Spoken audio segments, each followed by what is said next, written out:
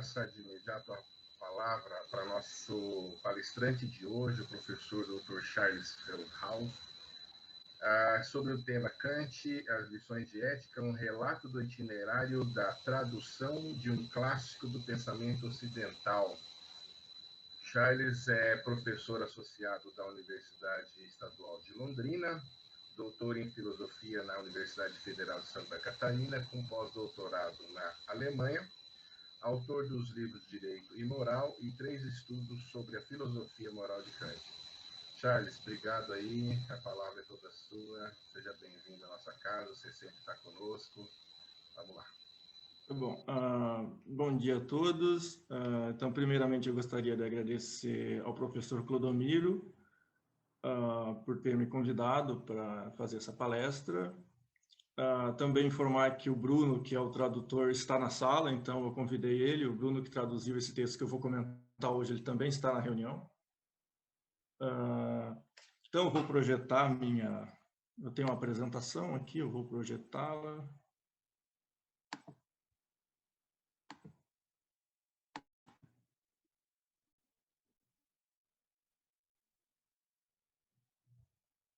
Vocês está aparecendo a apresentação, só confirmar isso? Sim, confirmado. Bom, então aparece aqui uma apresentação, não sei por que aparece essas telas aqui. Bom, então o título da minha apresentação, na verdade, então eu vou fazer um relato, então a ideia é de ser uma descrição do processo de tradução de um livro do Kant, né, As Lições de Ética, que ela foi publicada em 2018, e, como eu vou informar no final, em 2019 a gente chegou até a final do Prêmio Jabuti. A gente não ganhou, mas a gente conseguiu até algum reconhecimento pelo trabalho. Foi um trabalho que eu fiz junto com o professor Bruno, da Universidade Federal de São João del Rei, que está também na sala. Então, a minha apresentação ela vai se dividir, de maneira geral, em umas partes. Eu vou tentar mais comentar do que exatamente ler, né? Então, primeiro eu vou fazer alguns comentários sobre Kant, né, para as pessoas que não são da filosofia, talvez tenham uma noção um pouco mais clara de algumas coisas sobre Kant. Depois, como é que mais ou menos surgiu a ideia da gente traduzir, eu e o Bruno traduzir esse texto. Depois explicar um pouco o que se trata das lições de ética, porque a gente vai ver que as lições de ética não são exatamente um texto do Kant, mas o que são, então, essas lições de ética? Depois, vou fazer algumas imagens ali da final do Prêmio Jabuti, e tem um trecho do vídeo em que é apresentado os finalistas, né? Eu termino com esse trecho. Bom, primeiramente, então, algumas informações sobre Kant. Então, Kant morava em Königsberg, uma cidade que no período em que Kant viveu pertencia à Prússia, né?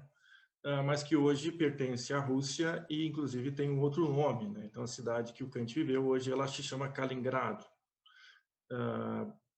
E, assim, eu trago aqui essas imagens que eu trago, na verdade, é a imagem da Prússia, mais ou menos na época do Kant, um desenho.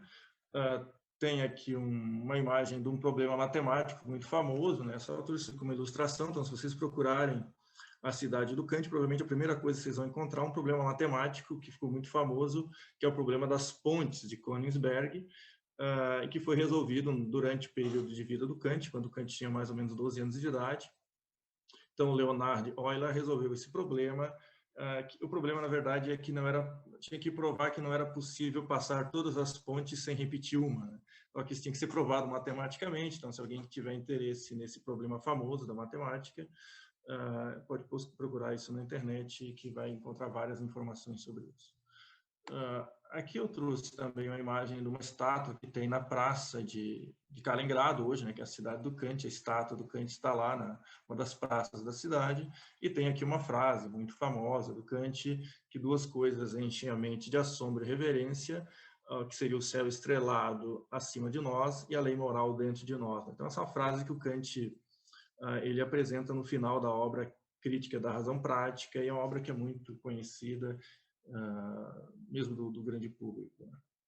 Eu vou falar um pouco agora sobre alguns dados. Então, Kant nasceu na nossa cidade em 1724, na verdade, 1724, e morreu em 1804 na mesma cidade. E o Kant, quando tinha então 16 anos, ele entra na Universidade da Albertina, em Königsberg, e entra no curso de teologia. Ele conclui então o curso universitário em 48 e começa então a trabalhar tipo como professor privado de famílias em localidades próximas a Königsberg. Depois disso, então, Kant, na verdade, aqui eu trago informações sobre o que Kant lecionou, né? Na verdade, ele volta em 54 para a Universidade da Albertina, e daí, nesse momento, vou falar na outra lâmina, eu vou falar que ele termina o doutorado e a tese de livre-docência nesse retorno, mas aqui o que é interessante, talvez, para entender o Kant como professor, e isso é relevante para entender o que é as lições de ética, é que o Kant foi professor de várias disciplinas aqui. Então, o Kant, se você pegar uns catálogos, ele foi professor de lógica, metafísica. Na verdade, a gente vai ver que ele foi... A vaga dele na universidade era de lógica e metafísica, mas ele deu aula de geografia, de filosofia moral, ética, antropologia, física, matemática, filosofia do direito, enciclopédia, pedagogia. Então, ele trabalhou vários temas, né? No caso específico do curso de ética, que é isso que vai ter relação com a tradução que a gente faz, ele foi professor durante 28 semestres, então ele trabalhou 28 vezes esse tema na universidade em que ele trabalhou. Então, aqui tem as informações então, que eu estava dizendo. Então, em 55, ele se torna doutor em filosofia. No mesmo ano, também, ele defende uma tese, outra tese, e também, nesse momento, o Kant se torna professor, então ele privado docente, né? Então ele pode, nesse momento, ele já pode lecionar filosofia na universidade, mas ele não tem uma vaga fixa, né? Então a privado docente é uma posição que você tem o direito de lecionar, mas você só ganha a renda do que os alunos lhe pagarem. Então você não tem um salário fixo. Então o Kant fazia propaganda de um curso, os estudantes então se inscreviam e as taxas que os estudantes pagavam para esses cursos era aquilo que o Kant tinha direito a receber nesse momento. Então, Kant permaneceu como professor nessa situação por um tempo relativamente longo, então até 70, na verdade, mais ou menos 15 anos, praticamente, ele permanece nessa posição de professor privado, vamos dizer assim, privado docente. Mas durante esse tempo, então entre 55 e 70, o Kant teve até convites de outras universidades da Prússia, né, para ser professor. Ele foi convidado para Iena, Erlangen e outras universidades, mas ele recusa, não, porque ele queria exatamente uma posição na universidade em que ele nasceu. E, bom, o outro aqui vai falar que o Kant então, ele leciona na universidade por 42 semestres. Esse negócio tapa algumas informações, pelo menos para mim.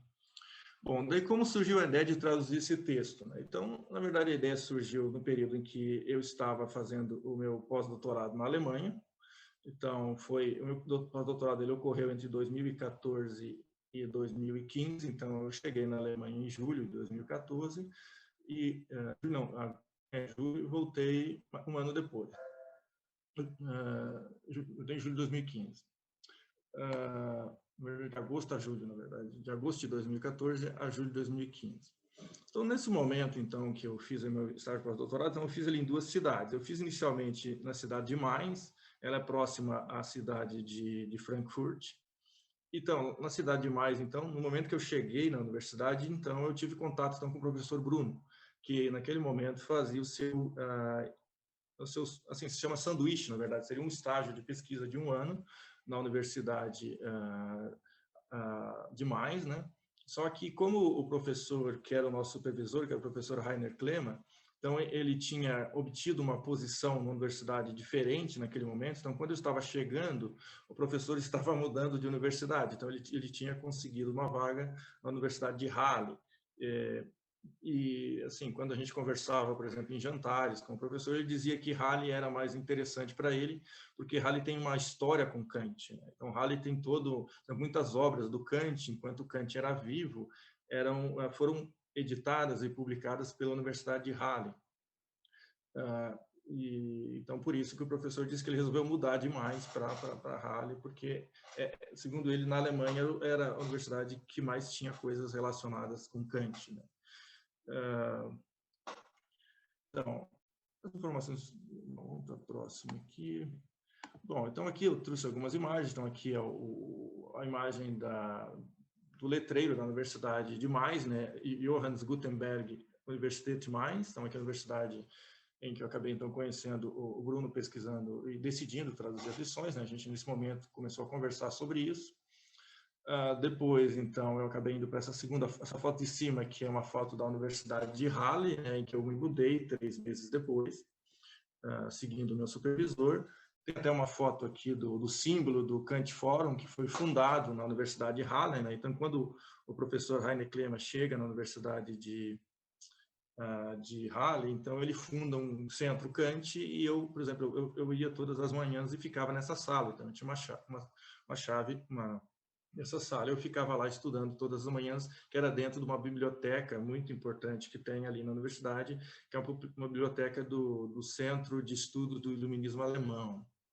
E aqui eu trouxe uma foto também do local, na verdade, em que a gente muitas vezes conversava sobre a tradução, que era uma cervejaria, né, que muito famosa de Halle, em que a gente se encontrava. Era muito comum, o professor Heiner Klema, ele convidava todos os seus orientandos, né, para a gente jantar e conversar ali, geralmente uma vez por semana, ou cada 2 semanas, ele convidava as pessoas para a gente ir num local e a gente conhecia todo mundo que era supervisionado por ele, né, e também os professores que trabalhavam na universidade, que estavam vinculados a ele, que na universidade na Alemanha você tem um professor catedrático, e esse professor catedrático ele tem alguns professores vinculados, né, que em alemão se chama Mitarbeiter.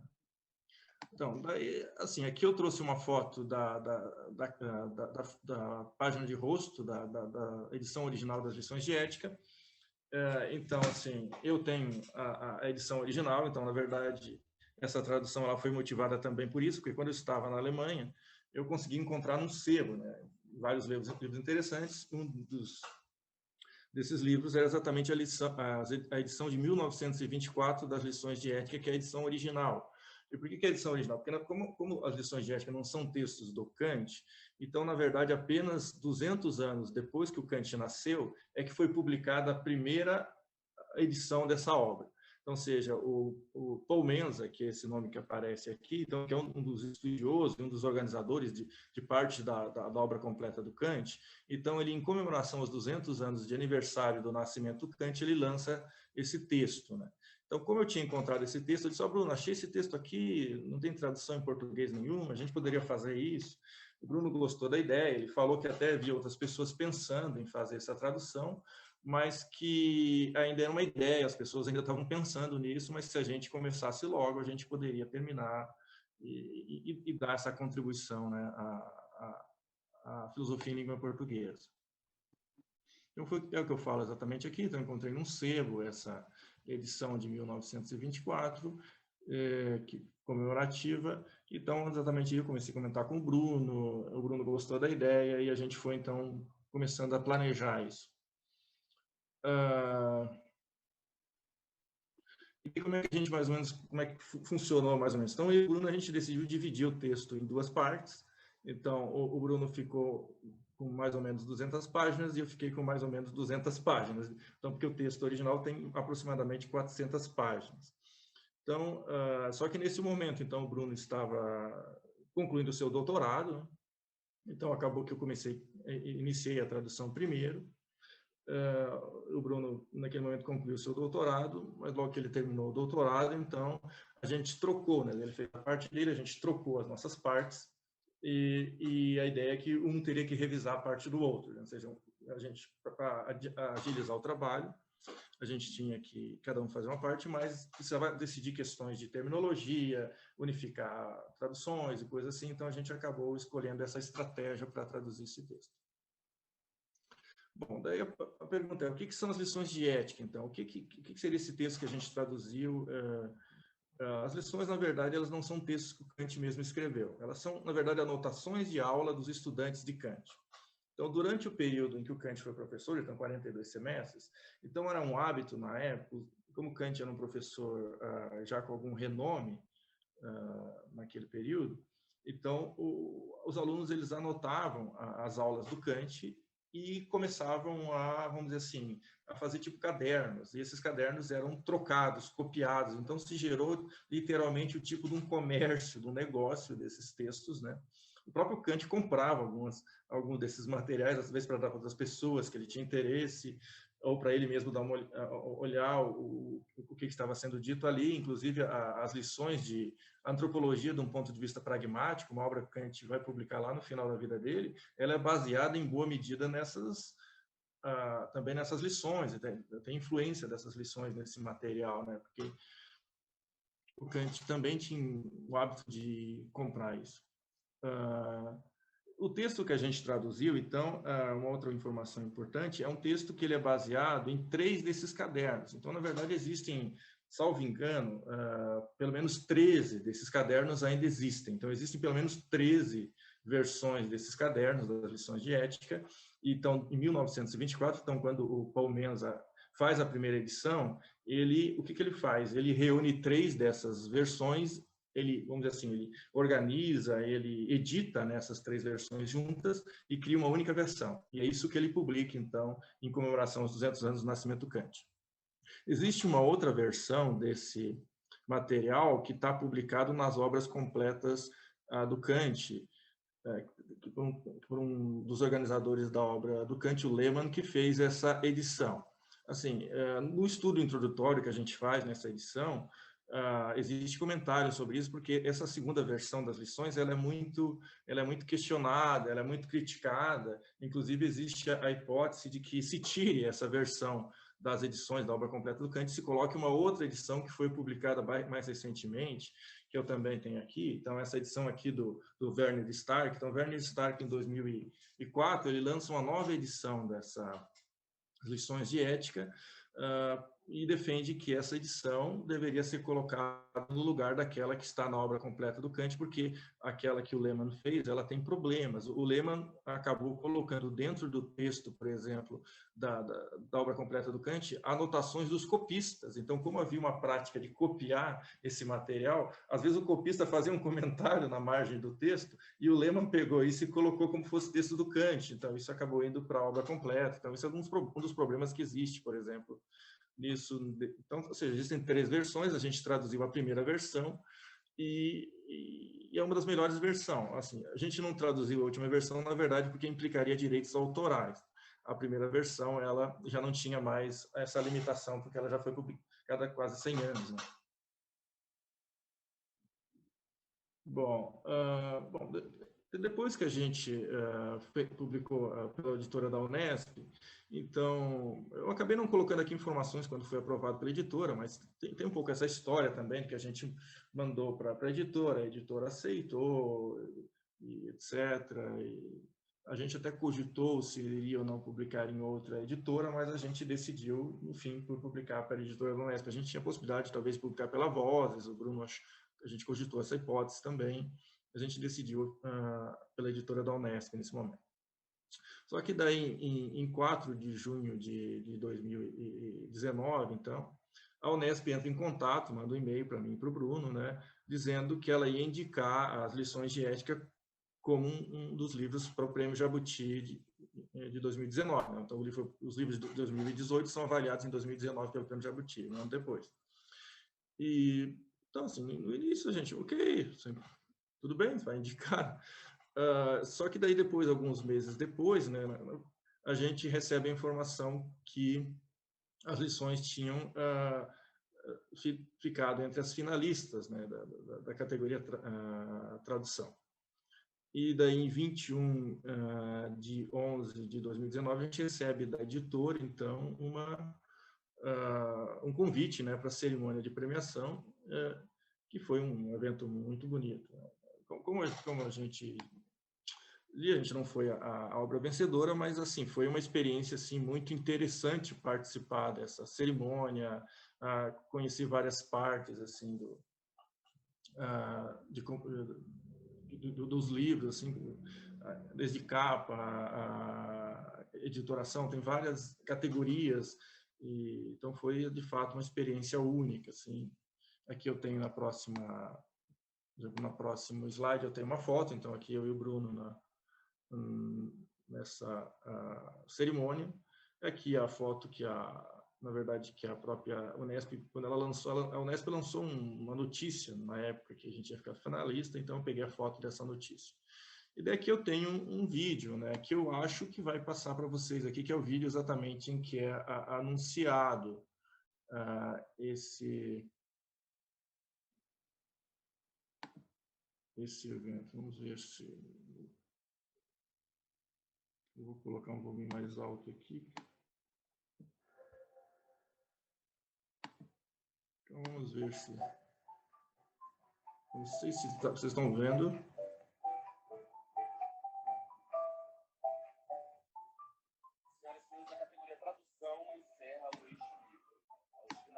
Nossos agradecimentos por tornarem o filme de literatura originalmente em língua estrangeira alcançável para mais leitores brasileiros. As obras finalistas são Almas Mortas, tradutor Rubens Figueiredo, editora 34. Lições de Ética, os tradutores Bruno Leonardo Cunha e Charles Feldhaus, editora da Unesp. Morrer Sozinho em Berlim, tradutora Cláudia Abelli, editora Estação Liberdade. O Conto dos Contos, Pentameron ou o Entretenimento dos Pequeninos, tradutor Francisco Degani, editora Nova Alexandria. Sobre Isso, tradutora Letícia May, editora 34.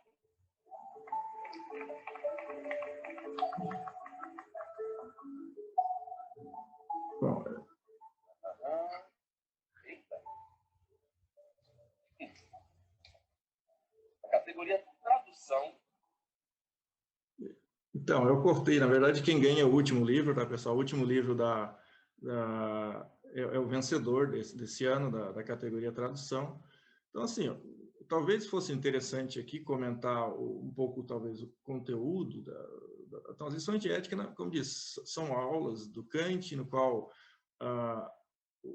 se mostra um lado do Kant muito mais, assim, um pouco diferente daquilo que a gente está, talvez, habituado das obras publicadas, em que um Kant que tem, que tem bastante pegadas de humor, eu diria, na sala de aula. Então, na verdade, assim, qual a relevância também para a pesquisa em Kant desse tipo de publicação também?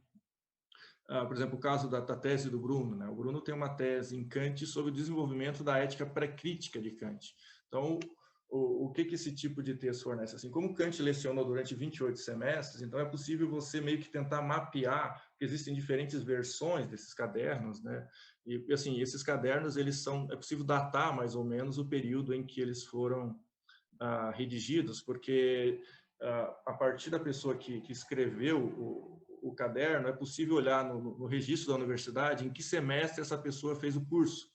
Então, daria mais ou menos para tentar mapear como é que aconteceu esse fluxo, esse desenvolvimento do pensamento de Kant. Então, nesse sentido, a obra é uma colaboração para tentar entender melhor o pensamento de Kant na perspectiva mais histórica, mas também é interessante porque é um material muito mais acessível assim, do que a própria obra do Kant, ou seja, é um texto escrito pelos alunos, numa versão muito mais palpável, muito mais acessível a um público em geral. Então, assim, eu acho que é um material muito interessante, inclusive para entender a própria obra do Kant, porque deixa mais claro, através das exposições que o Kant faz de alguns temas, o que ele pensava sobre algumas passagens complexas e coisas assim. Assim, eu abriria, assim, a minha ideia foi muito mais, assim, descrever, eu abriria para questões, não sei se as pessoas têm interesse em entender detalhes, alguma coisa assim. Então, assim, a minha exposição principal seria isso, eu estaria, assim, aberto a questões.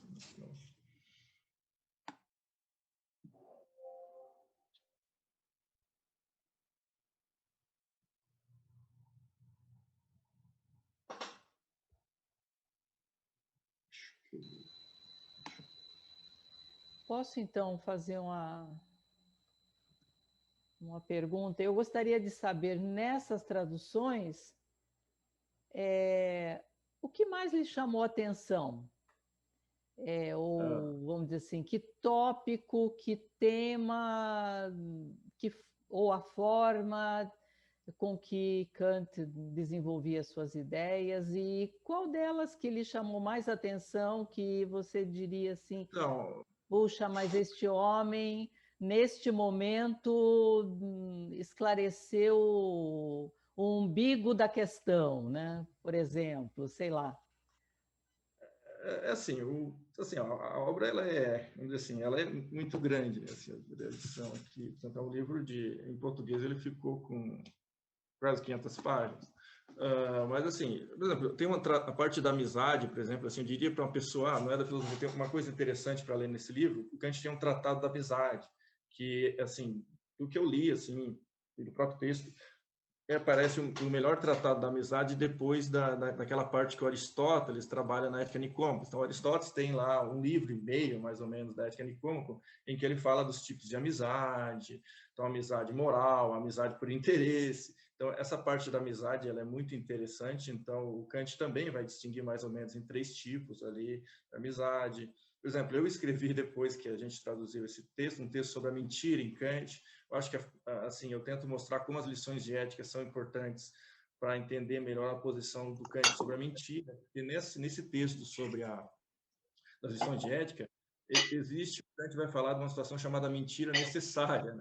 Ou seja, assim, porque todo mundo quando pensa em Kant lembra muito do texto daquele suposto direito de mentir por amor à humanidade, em que o Kant ele é contra a mentira completamente, e nas lições de ética ele chega a cogitar que em algumas circunstâncias específicas poderia ser permitido mentir. Então, eu acho que isso é uma questão interessante, porque o Kant muitas vezes é criticado por isso. Então, eu escrevi exatamente um artigo tentando explicar melhor, embora eu acho que o Kant não muda muito a posição, mas ele reconhece nesse texto assim que algumas circunstâncias colocam de maneira mais séria, assim, se de fato é uma situação de extrema necessidade, se uma pessoa, sei lá, pode morrer ou até a questão de mentira por, vamos dizer assim, por decoro, né? Às vezes a gente, para ser uma pessoa polida, para ser uma pessoa agradável, a gente não necessariamente diz a verdade absoluta. A verdade não precisa ser 100%. Às vezes, como diz, existem pessoas que vão dizer que o Kant poderia ser um defensor da ideia de que, às vezes, a gente poderia omitir, talvez, em vez de... Se a gente não pode deixar de mentir, a gente poderia, talvez, omitir alguma informação que fosse indelicada. Então, assim, essa parte eu acho interessante. Assim, eu acho que o texto é rico em vários aspectos, assim, acho que não tem não sumário, mas assim, eu não sei, assim, inicialmente o que chama mais atenção é isso, mas é também assim de perceber, por exemplo, Kant tem uma parte que ele vai tratar das éticas antigas, por exemplo, que é algo que você não encontra, então ele vai discutir a ética do Epicuro, a ética do estoicismo, e outros autores, o próprio Aristóteles tem uma referência breve, mas tem, então ele vai tentar fazer o tipo de um catálogo, de uma classificação dessas concepções éticas lá da antiguidade e dizer no que ele acha que elas acertaram, que elas erraram. Então, tem esse lado. Assim, não sei se era isso que se...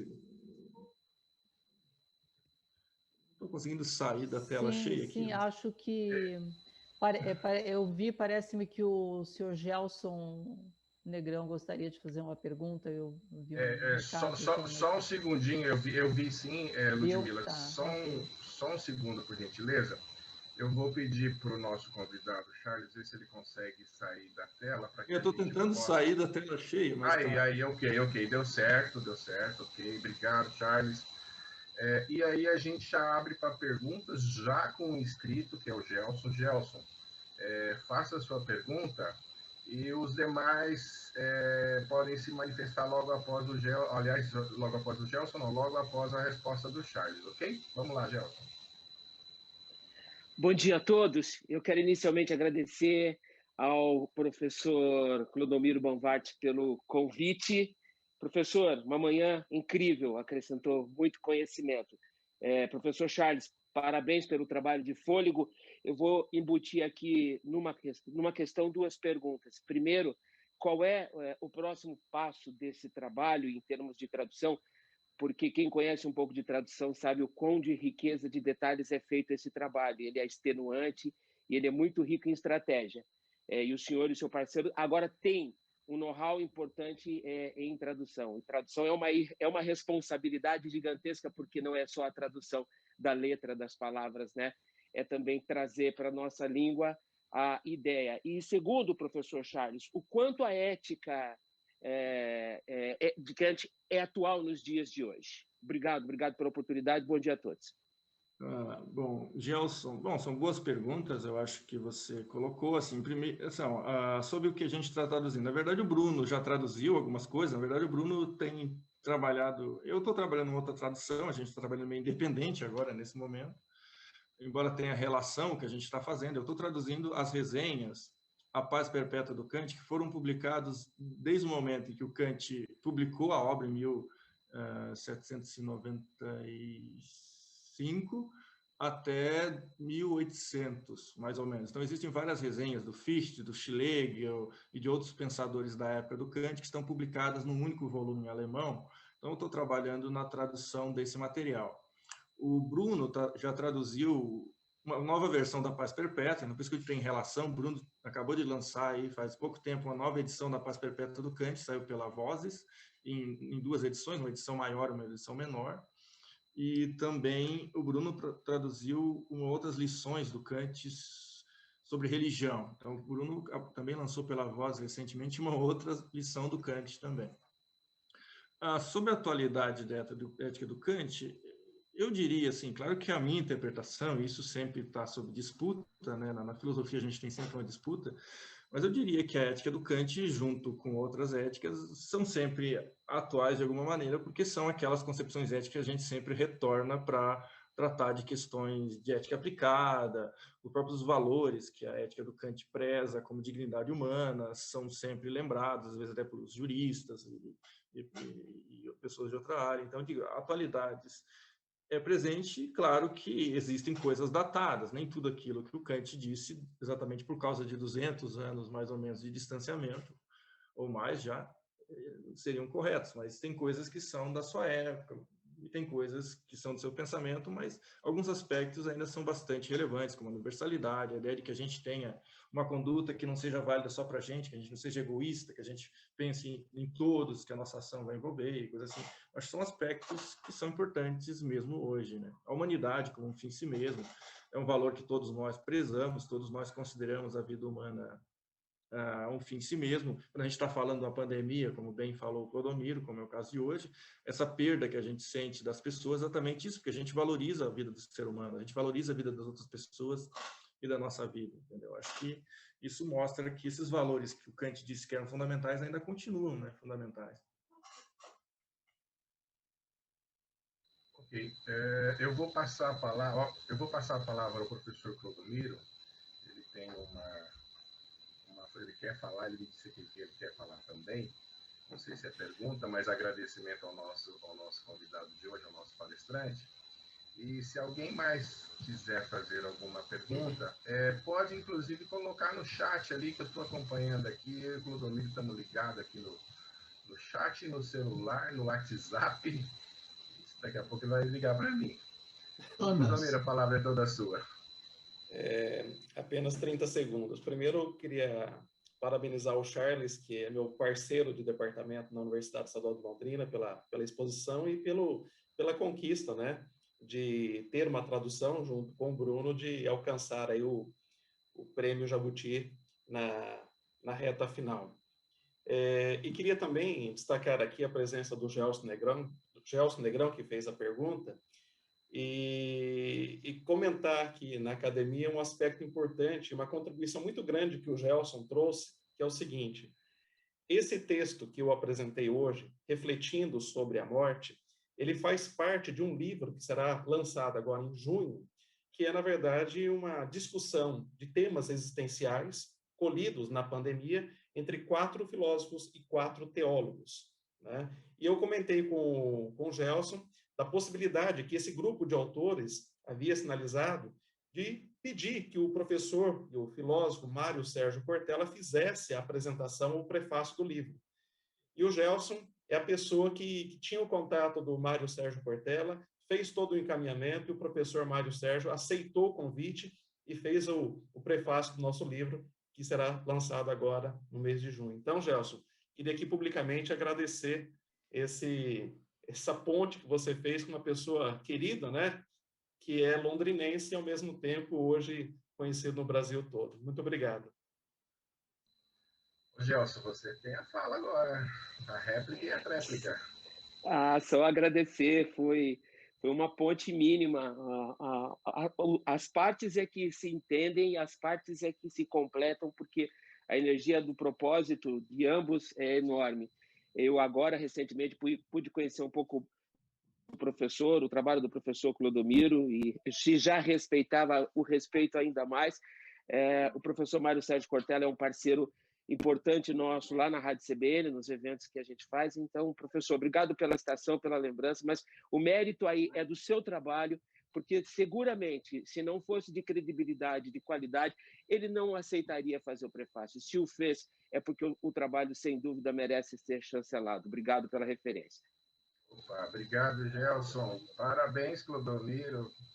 Parabéns mesmo. Só mais alguma pergunta para que a gente possa passar a palavra à presidente para encerrar os nossos trabalhos de hoje? Ana Vieira havia pedido, e o professor antes, também. Ok, então, antes a Ana Vieira, pode ser? Ela está em primeiro? Pode ser? Então, sempre as mulheres, né, Sérgio? Por gentileza, Ana Vieira, fala toda sua.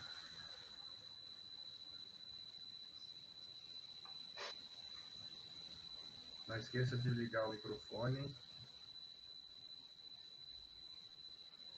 Bom dia a todos.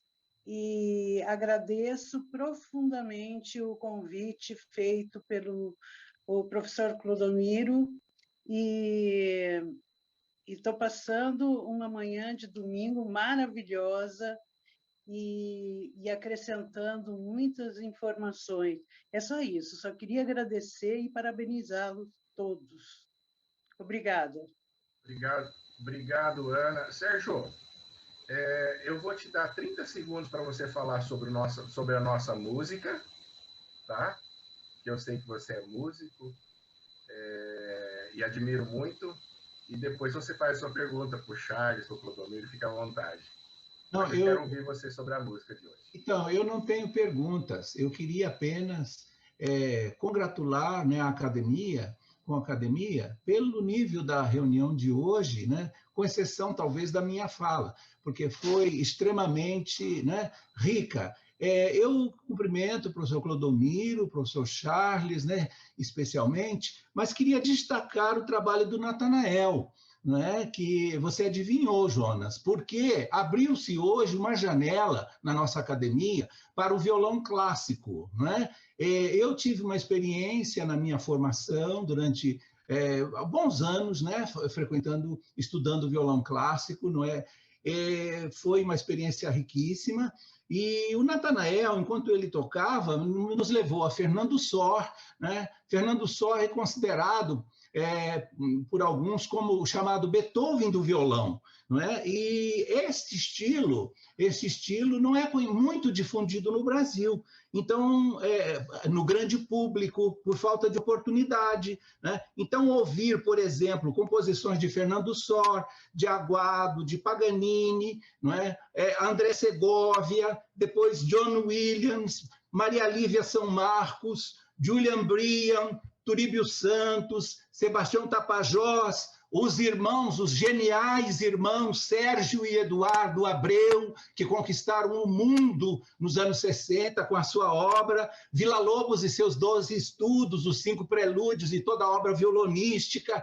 Tudo isso veio à baila no contexto de uma belíssima história que precisa ser melhor difundida, que é a riqueza do violão clássico, né? Também esse instrumento versátil que serve para jazz, serve para bossa nova, serve para o clássico, várias linguagens. E então, Natanael, parabéns, viu? Porque fez um casamento perfeito da viola com o violão e enriqueceu muito a nós todos, eu creio, e a academia. Era isso. Obrigado.